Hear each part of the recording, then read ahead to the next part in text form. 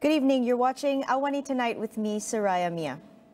The Economy Ministry is in the midst of finalizing the details of the T15 group category in collaboration with the Finance Ministry before tabling it to the Cabinet for approval.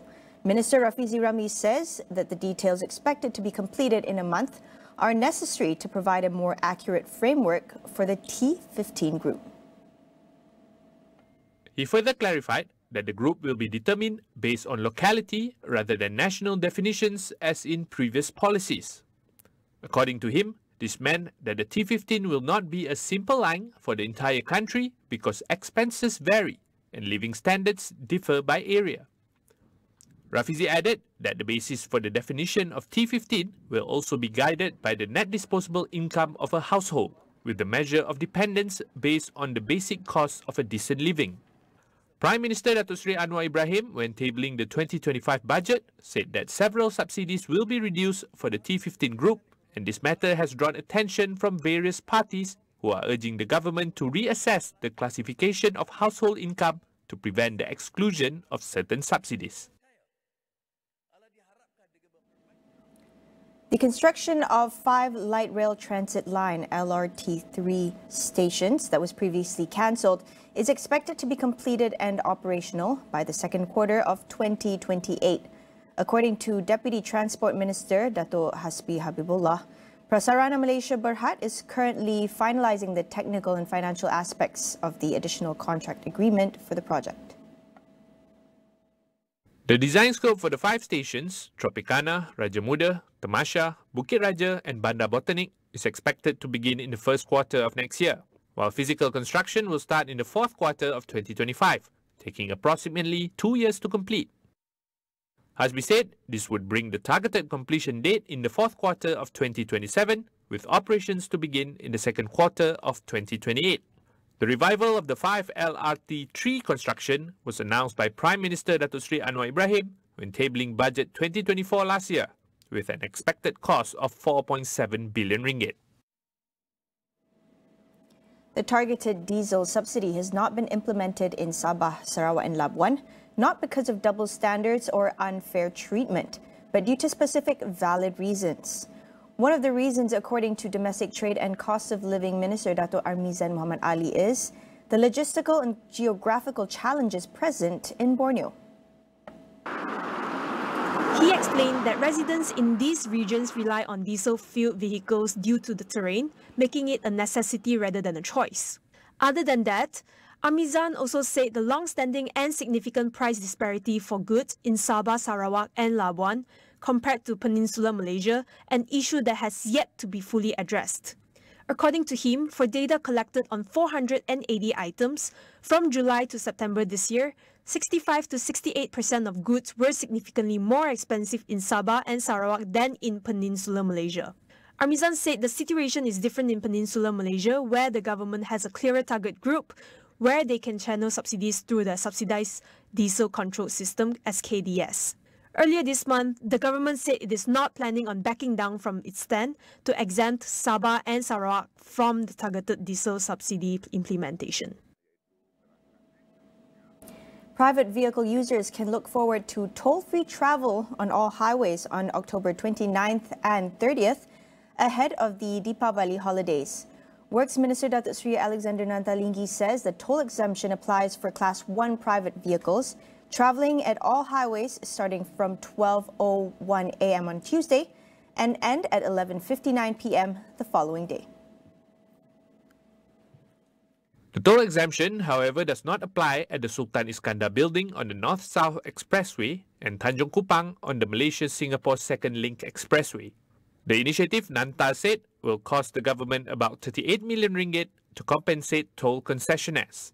He urged road users to adhere to the schedules and travel time advisory provided by the highway operators for the toll-free period and to obey all relevant rules and prepare accordingly to avoid accidents. Malaysian Highway Authority expects over 2.6 million vehicles on major expressways from tomorrow onwards in conjunction with the Deepavali celebration this Thursday, October 31st.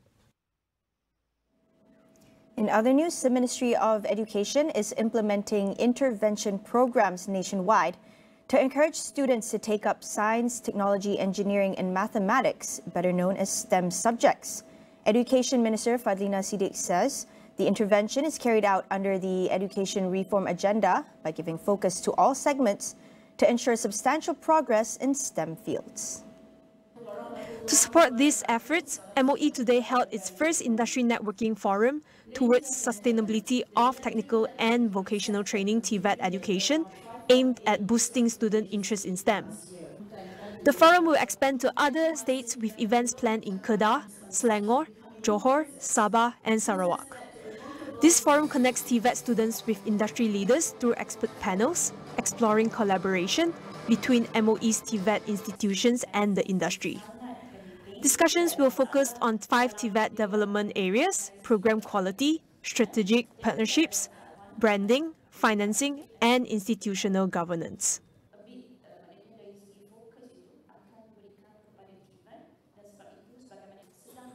AWANI International is your gateway to global news, insights, and stories that matter. From breaking headlines to in-depth analysis, stay connected with the world right here, where you won't miss a beat.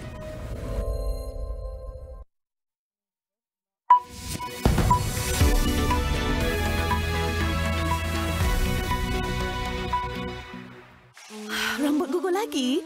Macam mana Gunakan Pantene Baharu dengan provitamin mikro yang meresap dan menguatkan rambut dari dalam. Rambut 10 kali lebih kuat terhadap rambut gugur. Pantene Baharu. Ini atlet squash paling muda yang menang kejuaraan Asia ni, Tuan. Siapa yang bunuh Rina? Saya best friend Rina. Tapi saya bunuh friendship kita orang. I menyampah sangat dengan dia. Bagi tahu cikgu siapa hit and run X dan semua masalah ni akan selesai. Dia akan meletupkan seluruh blok A dalam kelanggaran dia. Lepaskan kita orang! Seronok tengok awak semua semangat macam ni. Kelas tahanan Cikgu Hiragi di Astro Ria dan Astro Go.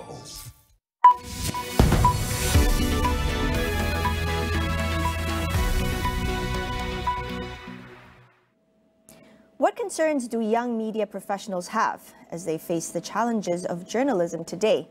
And how can this new era of journalism play a crucial role in balancing perspectives as the world shifts towards multipolarity? To find out more, let's hear from our correspondent, Fauzi Zin, who is currently at the All-Russian Youth Education Forum SHUM 2024, held in Kaliningrad, Russia.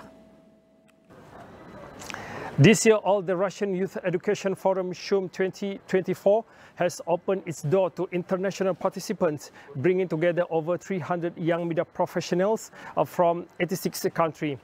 This is a testament to the forum's commitment to a global collaboration in the field of journalism. One of the focus discussions held here has been about the role of journalism in a multipolar world. The key takeaways from the session are how journalism is changing and what challenges the journalists face in different countries. Let's hear what the speakers have to say regarding to the topic. Well, firstly, the education system. If you go to a college or university and you are taught journalism, it's from a textbook. That textbook is usually written or curated by people who are from the West. It's never from an African or from a Russian or an Indonesian or someone from South America. It's always from someone from the West. So firstly, let's unlearn all of this because there's a lot of biases that we learn. Secondly, let's unlearn to be dependent on political movements, political parties and political individuals, because that will also create a challenge and has created a challenge that we end up following their narrative to speak their truth that is sometimes opposing to the general public. So I think that you see today you can see a lot of journalists and bloggers here from different countries, and I think that all of them, they are very young, progressive and future successful journalists, and they are very open-minded. It's the main thing. So stay open-minded and check all facts and all news, yes, and make new contacts and make contacts among young journalists. This is just a glimpse into the exciting discussion happening at the All-Russian Youth Education Forum SHUM 2024 here in Kaliningrad. Follow our social media for more updates and insights from the forum. This is all from me, Fauzi Zain, back to studio. Meanwhile, Egyptian President Abdel Fattah al-Sisi has proposed a 2-day truce in Gaza after more than a year of war between Israel and Hamas. The proposal includes exchanging 4 Israeli hostages held in Gaza for Palestinian prisoners in Israeli jails and will be followed by more negotiations within 10 days. However, Sisi did not say whether the plan had been formally presented to either Israel or Hamas. He said that Egypt has made efforts to launch an initiative aimed at moving the situation forward with the goal of achieving a complete ceasefire and ensuring the entry of aid. His announcement came as officials from Egypt, Qatar, the US and Israel hosts another round of ceasefire talks starting Sunday in Doha amid heightened tensions in the region. Egypt, the US and Qatar have been mediating indirect ceasefire negotiations between Israel and Hamas more than a year into the war, though no agreement has been reached. Japan's Prime Minister Shigeru Ishiba has vowed to stay in office despite his gamble on snap elections backfiring. A coalition led by the Liberal Democratic Party LDP suffered its worst loss in 15 years in Sunday's election, leaving no party with a clear mandate to lead the world's 4th largest economy. Just days after taking office on October 1st, 67-year-old Ishiba called for snap elections, but the move backfired as voters angry over a recent slush fund scandal punished the LDP, which has governed Japan almost continuously since 1955. The uncertainty triggered a drop in the yen to a 3-month low as analysts brace for what could be days or weeks of political wrangling to form a government.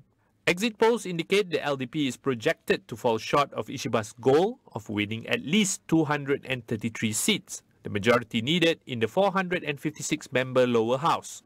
The biggest winner of the election, the main opposition, Constitutional Democratic Party of Japan, gained 148 seats, though still short of a majority. The most likely next step is that Ishiba will now seek to head a minority government, with the divided opposition seen as probably incapable of forming a coalition of their own.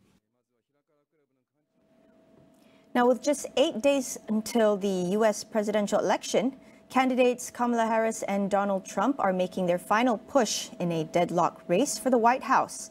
Trump headlined a rally at New York's Madison Square Garden on Sunday, despite the state's last Republican vote being in 1984. At the rally, Trump repeated his enemy within rhetoric and promised to launch the largest deportation program in American history.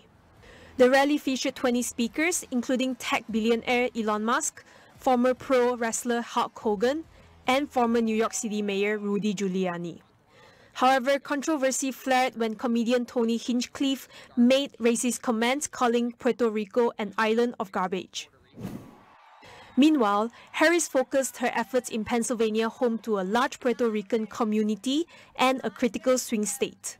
Speaking at a local recreation center, she appealed to young voters, praising them for their rightful impatience for change and emphasized that there is too much at stake. Harris was joined by actors Mark Ruffalo and Don Cheadle, adding star power to her campaign in Pennsylvania, the nation's largest battleground state.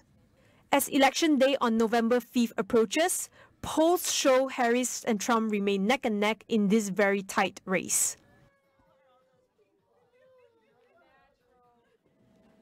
That wraps up AWANI tonight. Before we end, a reminder that AWANI International is now live on Astro AWANI's web portal. Astro AWANI's revamped English platform delivers in-depth global news and expert analysis to keep you informed on the critical events shaping our world. All at one place at international.astroawani.com. That's all for now. Thanks for watching and good night.